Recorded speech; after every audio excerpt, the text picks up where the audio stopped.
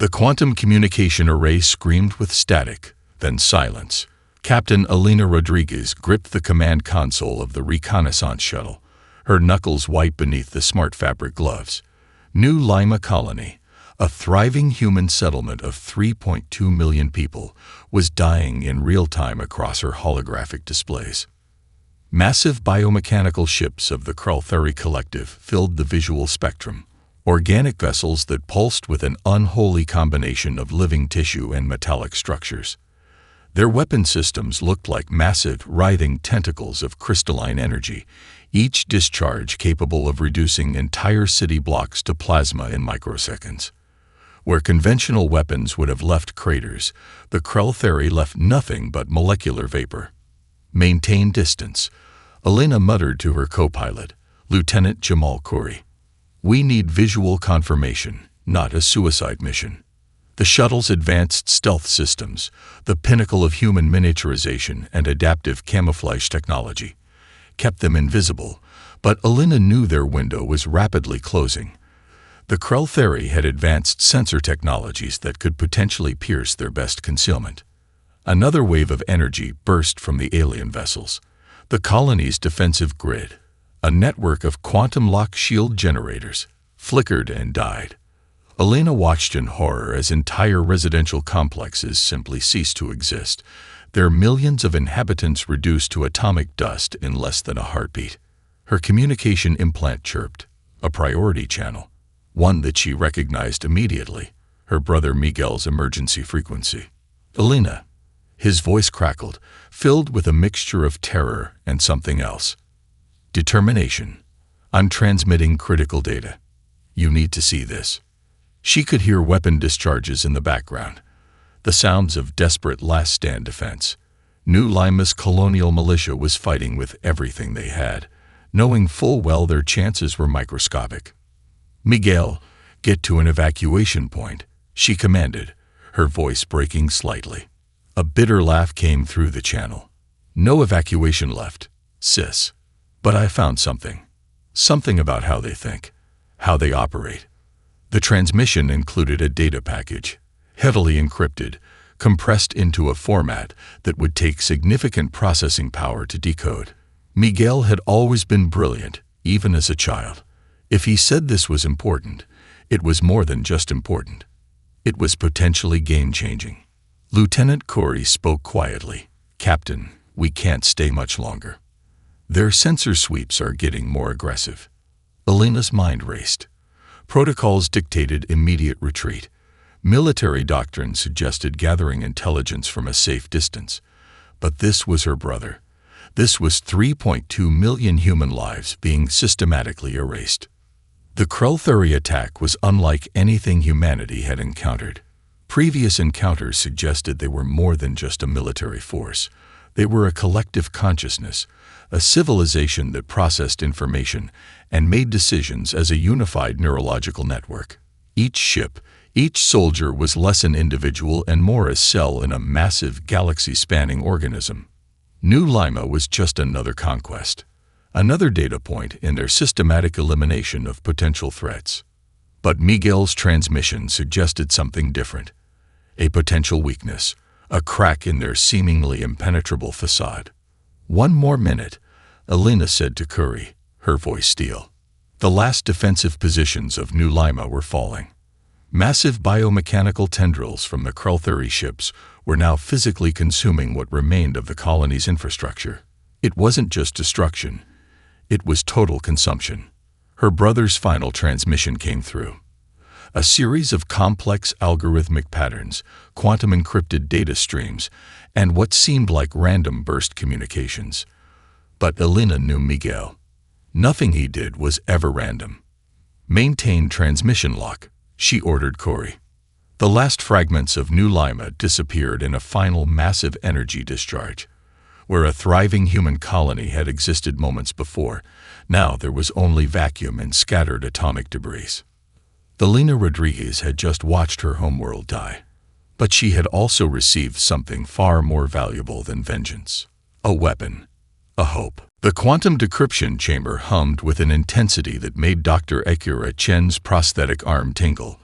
Each pulse of the massive computational array was another attempt to crack the encryption left by Miguel Rodriguez, the last transmission from New Lima colony that might hold humanity's only hope. Titan's abandoned mining complex had become humanity's most critical research facility. Deep beneath the moon's frozen surface, a team of humanity's most brilliant minds worked in shifts that blurred the line between dedication and obsession. The Krell theory had already decimated 3 outer colonies.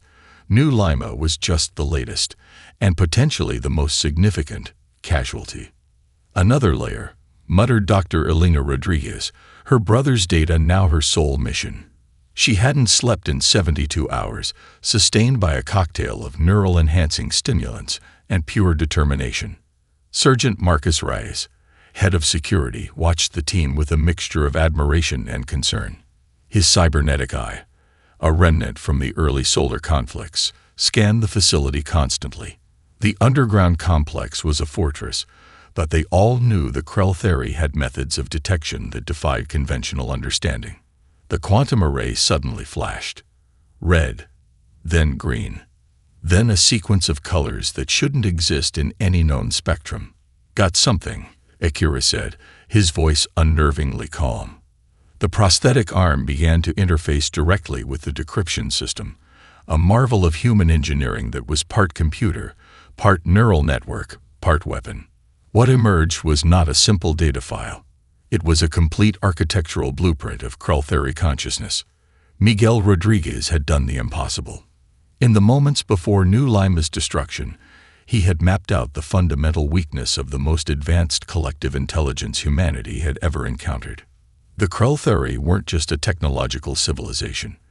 They were a living network. Each ship, each soldier, each piece of infrastructure was a neural node in a massive galaxy-spanning consciousness. Their strength was their unity. Their weakness was the very same thing. "It's a resonance pattern," Elena whispered, her fingers dancing across holographic displays. "Not just data. A vulnerability." Sergeant Rice approached, his cybernetic eye analyzing the data streams. "Explain." Dr. Chen's prosthetic arm began to reconstruct the data, projecting a 3-dimensional representation that looked like a living, breathing organism. The Krell theory process information like a single organism, but organisms can be infected, can be disrupted. The projection showed how a targeted transmission could create what could only be described as a cognitive virus. Not a traditional computer virus, but something far more sophisticated, a way to introduce doubt, confusion, and ultimately fracture into a unified consciousness. "We're talking about psychological warfare," Elena said, "but at a quantum computational level." The team worked with a fury born of loss. New Lima wasn't just a colony. It was home. It was family. And now it would become the launching point of humanity's counterattack. Sergeant Rice activated the facility's most secure communication channel, a direct line to what remained of human military leadership. "We found it," he reported, "a way to fight back." The response was immediate. Not excitement, not celebration, just a simple directive. Develop. Prepare. We won't get another chance. Dr. Chen's prosthetic arm began to construct prototype transmission devices. Each one was a work of art, capable of delivering a payload that could potentially unravel an entire civilization's collective consciousness. "This isn't just about revenge," Elena said, looking at the holographic representation of her brother's final gift. "This is about survival." Outside the facility, Titan's frozen surface remained unchanged. But inside, humanity was preparing a weapon unlike anything the galaxy had ever seen. A way to fight an enemy that seemed completely invincible. A way to turn the Krell theory's greatest strength into their ultimate weakness. Major Marcus Williams stood before the Cognitive Warfare Division, his augmented neural interface pulsing with a soft blue light. The war room was a marvel of human technological integration, a space where psychology, quantum computing, and military strategy merged into something entirely unprecedented. The Krell theory aren't just a military force. Williams began, his voice cutting through the holographic displays that showed intricate neural network projections. There is singular consciousness. One mind spread across billions of individual units. Our previous approach of treating them like a conventional enemy was our first mistake. Dr. Layla Ahmadi, the division's lead synapsepsychologist, stepped forward. Her hands manipulated the holographic data with practiced ease, revealing layers of the Krell-theory consciousness that looked more like living, breathing organisms than traditional communication networks. Think of them as a massive galaxy-spanning brain, she explained. Each ship, each soldier is less an individual and more like a neuron. They process information collectively, make decisions collectively. Individuality is a concept that doesn't exist in their understanding. The team had spent weeks analyzing the data fragment recovered from Miguel Rodriguez's final transmission. What they discovered was both terrifying and promising.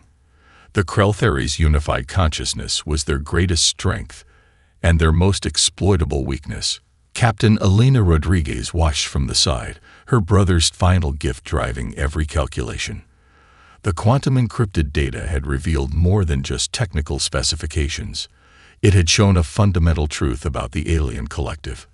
We can't destroy them through conventional warfare, Williams continued, but we can introduce something they've never encountered before: genuine uncertainty.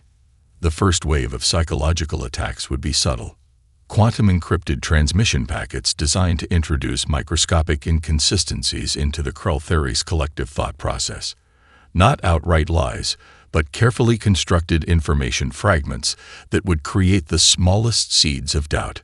Dr. Ahmadi brought up a series of complex algorithms. We're going to weaponize their own communication structure. Each transmission will be a precision-guided psychological payload. Think of it like a virus that doesn't destroy. It questions. The team had developed transmission methods that would bypass traditional detection.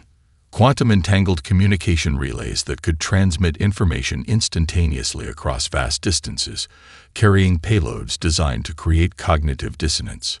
Sergeant Reyes, monitoring the tactical displays, spoke up. How do we ensure they'll even receive these transmissions? Williams smiled, a rare occurrence in the high-stress war room. That's the beauty of a collective consciousness. They're constantly consuming information. Every communication channel is always open. We're not trying to block their communications. We're going to flood them with something far more dangerous: context that doesn't quite fit. The first test transmission was a masterpiece of psychological engineering. It contained fragments of data that seemed perfectly logical when viewed from one perspective, but created subtle contradictions when processed collectively. Mathematical proofs that were simultaneously true and impossible. Historical records with microscopic inconsistencies. Philosophical constructs that challenged the very nature of their unified perception. We're not just sending messages, Dr. Ahmadi explained. We're sending cognitive puzzles designed to create fractures in their collective understanding. Elena watched the preparations with a mixture of hope and trepidation. This was more than a military strategy. This was a fundamental challenge to an entire civilization's way of existing.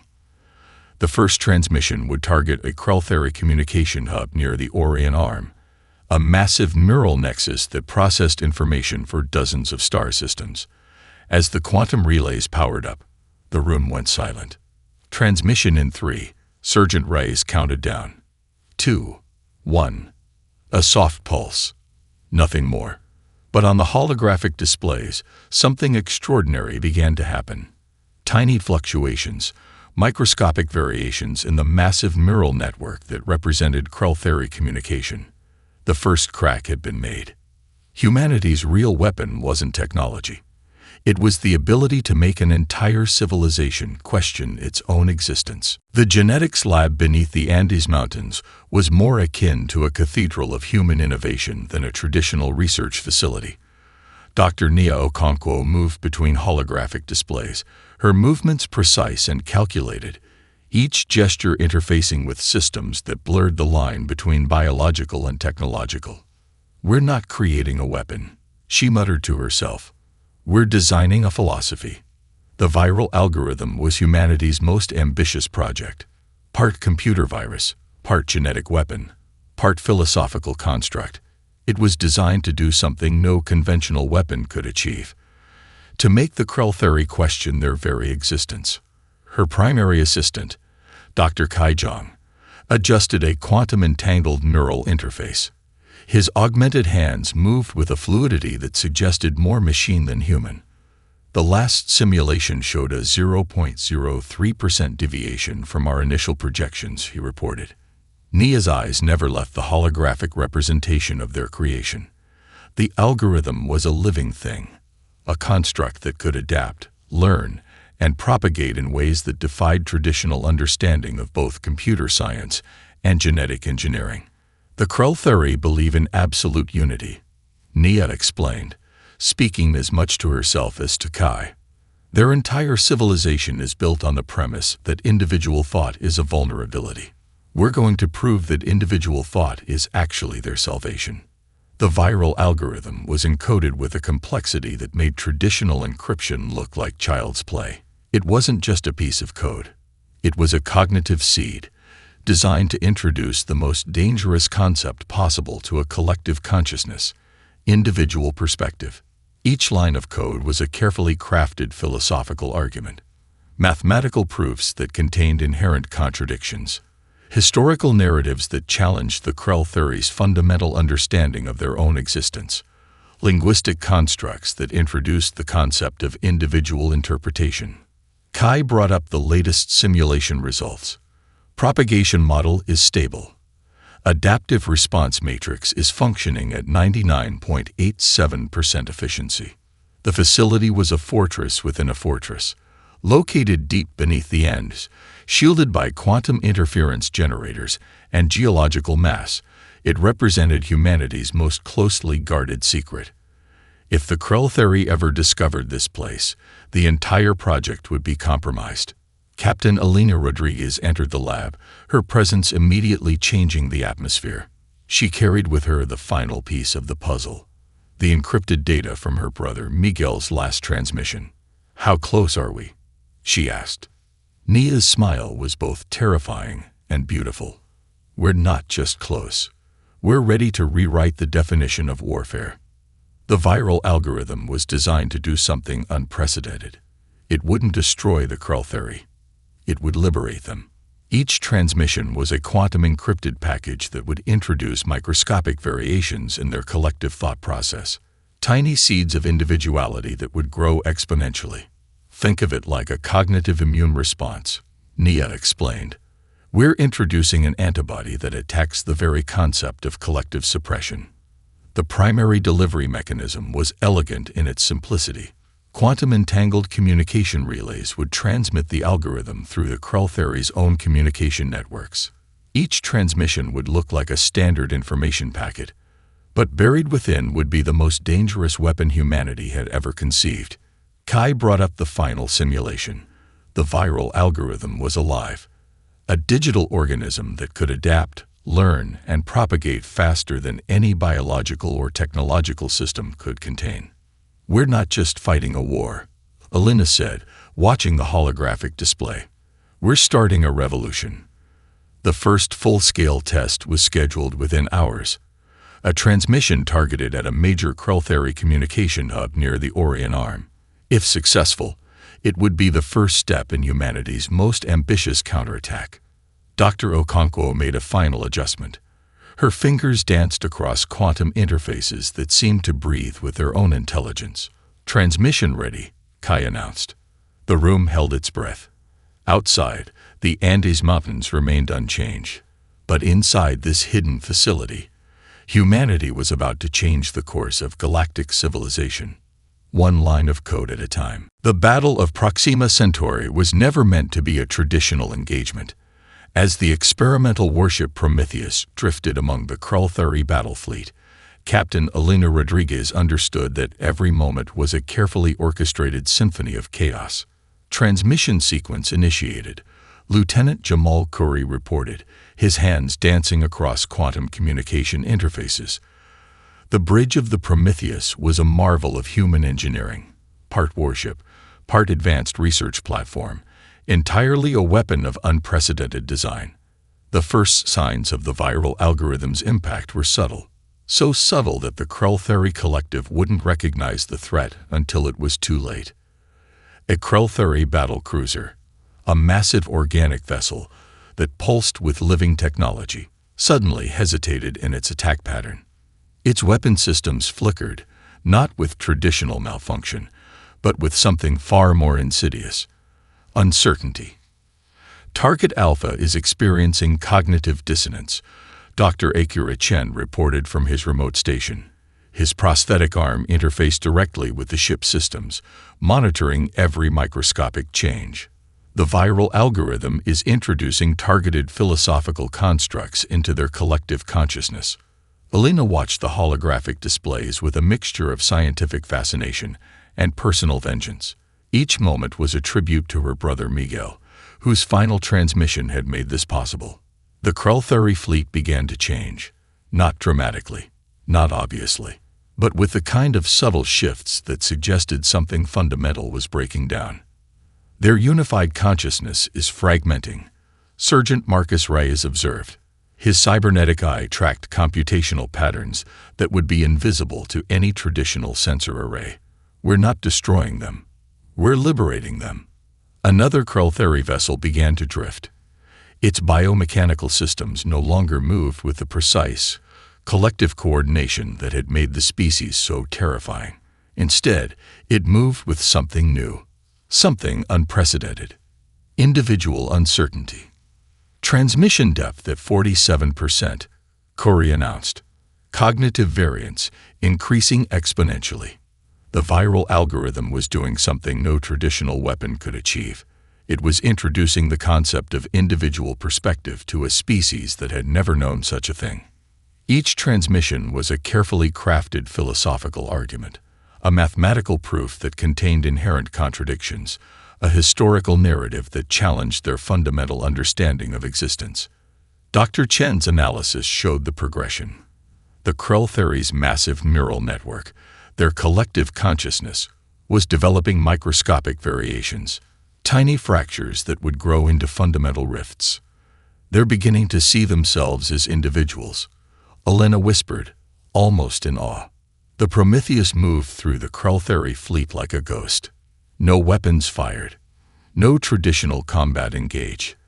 This was warfare at a level never before conceived, an attack on consciousness itself. Entire Krell-Theory battle groups began to lose coordination. Ships that had moved with perfect synchronization now displayed hesitation, confusion, the first signs of independent thought. Transmission at 72% penetration, Corey reported. Cognitive network showing unprecedented instability. Sergeant Reyes brought up a holographic representation of the Krell-Theory neural network. What had once been a perfect, unified structure now looked like a shattered crystal, individual fragments beginning to move with their own purpose. We're not just fighting a war, Elena said, watching the transformation. We're starting a revolution. The viral algorithm was a weapon of liberation. Each transmission introduced the most dangerous concept possible to a collective consciousness, the idea of individual perspective, mathematical proofs that contained inherent contradictions, historical narratives that challenged fundamental beliefs, linguistic constructs that introduced interpretation. By the battle's end, the Krell-Theory fleet was no longer a unified force. It was a collection of individuals, each beginning to question everything they had ever known. Transmission complete, Corey announced. The universe would never be the same.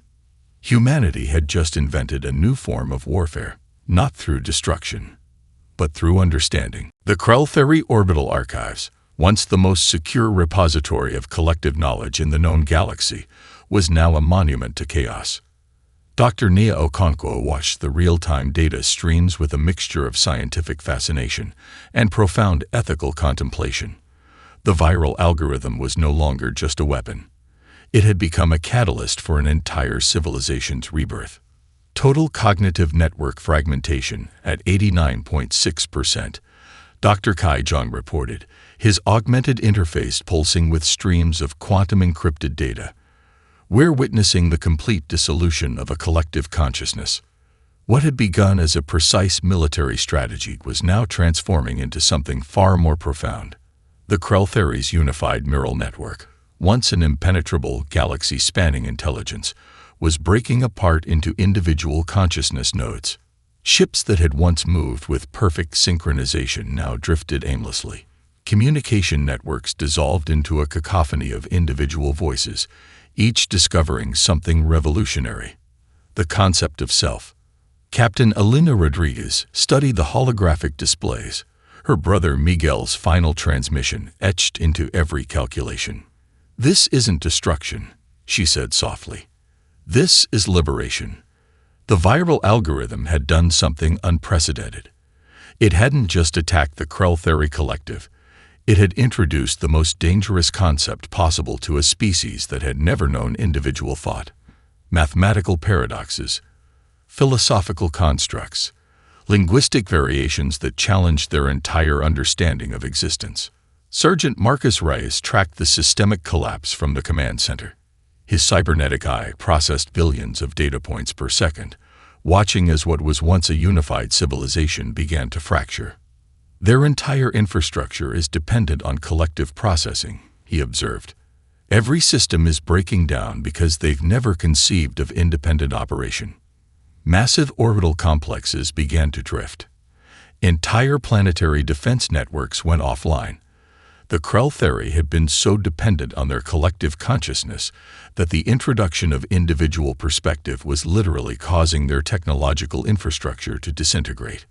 Dr. Okonkwo brought up a comprehensive analysis. "It's like watching a massive organism suddenly develop individual cellular consciousness," she explained. "Each component is realizing it can exist independently." Communication networks transformed from unified transmission systems to chaotic dialogue channels. Ships that had once been perfect extensions of a collective will now display what could only be described as individual personality. Some withdrew from combat. Some expressed confusion. Some began to communicate with each other in ways that suggested emerging individual consciousness. "Transmission depth critical," Lieutenant Jamal Curry announced. "We're past the point of no return." The most fascinating aspect was the method of collapse. Humanity hadn't destroyed the Krell-Theory. They had given them the most dangerous gift possible, the ability to think for themselves. Entire planetary systems went dark as their unified infrastructure failed. But it wasn't destruction, it was transformation. Dr. Chen, monitoring from the Titan Research Facility, noted something extraordinary. "They're not just breaking apart," he said. "They're evolving." Some Krell-Theory systems began to reconstruct themselves, not as a unified collective, but as cooperative but independent networks. Individual consciousness was emerging from the remnants of their previous existence. "We've started something that can't be stopped," Elena realized. The viral algorithm was no longer just a weapon. It was a revolution. The Krell-Theory orbital archives, once a perfect, unified repository of collective knowledge, now displayed something unprecedented. Individual perspectives, contradictory narratives, the first signs of true diversity. Sergeant Reyes summed it up perfectly. "We didn't defeat them. We freed them." As the last unified systems collapsed, something new began to emerge. Not a collective, not a unified consciousness, but something far more complex. Something truly alive. The universe watched in collective wonder as a civilization was reborn. Humanity had just invented a new form of warfare, not through destruction, but through understanding. The communication chamber pulsed with a cacophony of individual voices, a sound that would have been impossible mere months ago.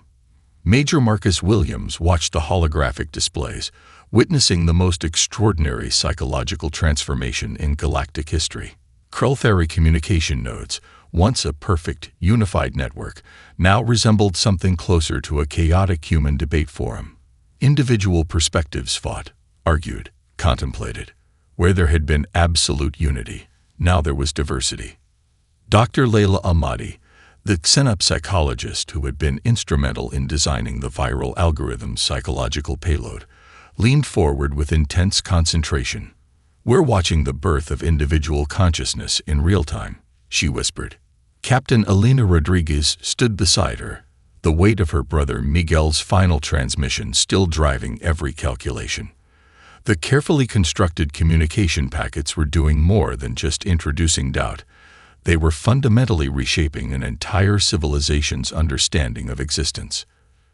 Transmission Vector Alpha is showing unprecedented psychological divergence, Lieutenant Jamal Khoury reported. His hands moved across quantum interfaces that translated the most complex communication streams humanity had ever encountered. The psychological warfare was masterful in its subtlety. Each transmission was a precisely crafted philosophical construct, mathematical proofs that contained inherent contradictions, historical narratives that challenged fundamental beliefs, linguistic structures that introduced the concept of individual interpretation. Sergeant Rice's cybernetic eye tracked the disintegration of the Krell-Theres' unified consciousness. "They're experiencing something they've never known before," he observed. Doubt. Individuality. The terror of personal perspective. Entire planetary systems began to fragment, not through physical destruction, but through psychological transformation. Krell-Theres communication nodes that had once moved with perfect synchronization now displayed what could only be described as individual personality. Some nodes withdrew. Some argued. Some began to question the very foundations of their previous existence. Dr. Akira Chen brought up a comprehensive analysis. "It's like watching a massive galaxy-spanning organism develop individual cellular consciousness," he explained. "Each component is realizing it can exist independently." The most critical transmissions were the most subtle, quantum-encrypted packets that introduced the most dangerous concept possible to a collective consciousness: the idea that individual perspective might be valuable. "We're not just attacking their system," Dr. Ahmadi explained. "We're offering them an alternative way of existing." Elena watched as entire Krell-Theres communication networks began to splinter. What had once been a perfect, unified intelligence was now a complex, messy dialogue of emerging individual perspectives. Some nodes began to communicate with humans, not as enemies, but as something entirely new. Emerging individuals seeking to understand their newfound consciousness. "Psychological fragmentation at critical levels," Khoury announced. "We've passed the point of no return." The viral algorithm had done something unprecedented.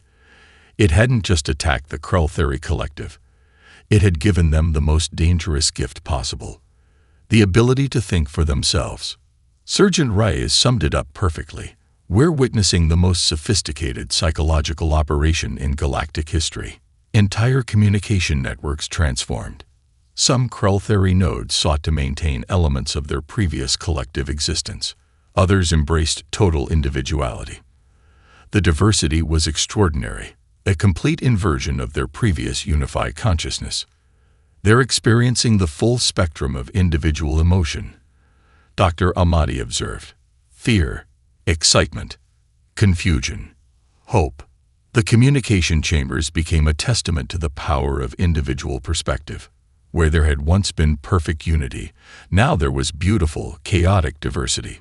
Major Williams watched the displays, understanding the profound nature of what they had achieved. "We didn't just defeat an enemy," he said softly. "We offered them a new way of existing."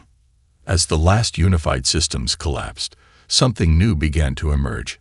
Not a collective, not a unified consciousness, but something far more complex. Something truly alive. The universe watched in collective wonder as a civilization was reborn. Humanity had just invented a new form of psychological warfare.